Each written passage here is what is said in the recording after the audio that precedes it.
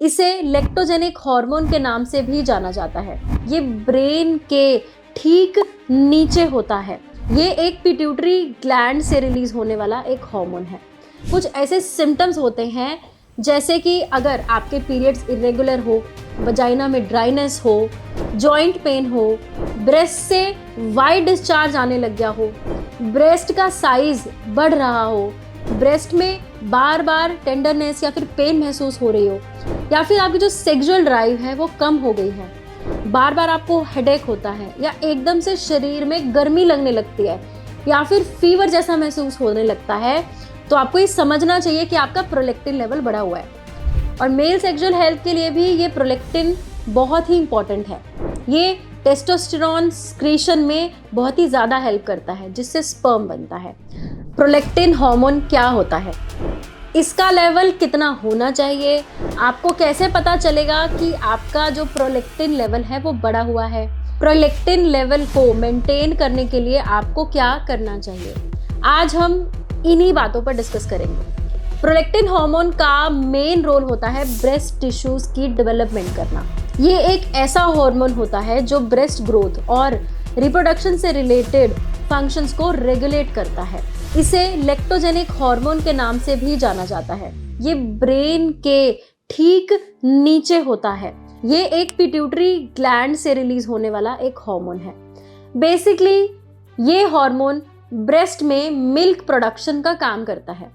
और male sexual health के लिए भी ये प्रोलैक्टिन बहुत ही इंपॉर्टेंट है।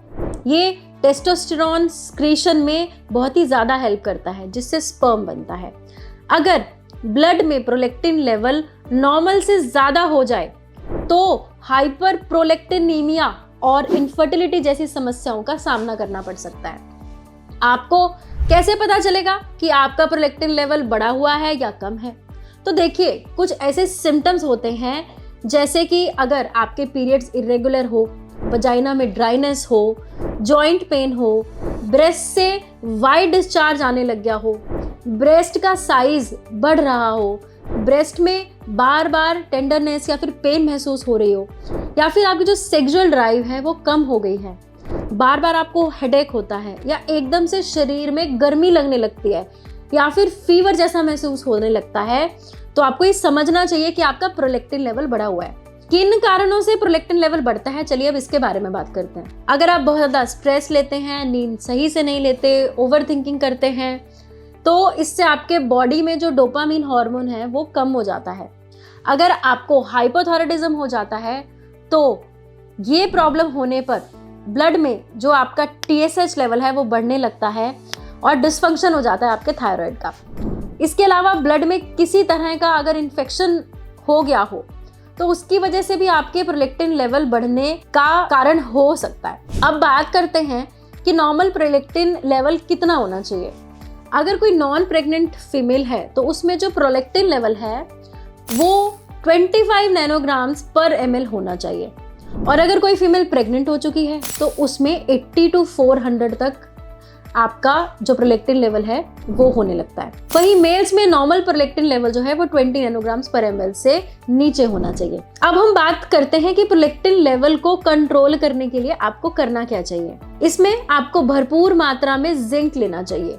जिंक रिच जो फूड होते हैं उसको खाने से प्रोलैक्टिन लेवल को कंट्रोल में रखने में बहुत ज़्यादा हेल्प मिलती है। इसके लिए आप डाइट में पंपकिन सीड्स या फिर पल्सेस, कैश्यूज या फिर स्वीट पोटैटोज और दही को इंक्लूड कर सकते हैं। और साथ ही विटामिन B12 फीमेल्स में प्रोलैक्टिन लेवल को नॉर्मल रखने में बहुत ज़्यादा हेल्प करता है। प्रोलैक्टिन लेवल को बढ़ाने के लिए आप अपनी डाइट में बादाम, दूध, मूंगफली, जौ आदि शामिल कर सकते हैं। इसके अलावा एप्पल, बनानास, ब्लूबेरीज और ऑरेंज भी आप अपनी डेली रूटीन में खा सकते हैं। अगर हम सब्जियों की बात करें तो सब्जियों में पालक, चुकंदर, मशरूम्स जैसी सब्जियों का सेवन करना बहुत ज़्यादा बेनिफिशियल होता है, क्योंकि इन सब में विटामिन B12 के अच्छे सोर्स हैं और ये इनडायरेक्टली प्रोलैक्टिन को एनहांस करते हैं। विटामिन E प्रोलैक्टिन के लेवल को कम करने में फ़ायदेमंद साबित होता है। इसके लिए आप अपनी डाइट में पपाया, एवोकाडो, सनफ्लावर सीड्स और बादाम शामिल कर सकते हैं। तो अगर ये फूड्स आप यूज़ करेंगे तो इससे आपका जो प्रोलैक्टिन लेवल है वो बैलेंस होने लग जाएगा। इसके अलावा आप डॉक्टर से कंसल्ट करके विटामिन B12 या फिर विटामिन E के सप्लीमेंट्स भी लेना शुरू कर सकते हैं। ज़्यादा जानकारी के लिए आप स्क्रीन पर दिए गए नंबर्स पर कॉल कर सकते हैं और हमारे डॉक्टर्स से बात भी कर सकते हैं, या फिर अगर आपने कोई रिपोर्ट्स कराई हैं तो उसको शेयर करके आप डिस्कस कर सकते हैं। प्रेगनेंसी से रिलेटेड और ऐसी वीडियोस के लिए चैनल को जरूर सब्सक्राइब कर लें। मिलते हैं तब तक नेक्स्ट वीडियो में, तब तक के लिए धन्यवाद। तो देर किस बात की, फोन उठाएं और स्क्रीन पे दिए गए नंबर्स पे अभी कॉल करें।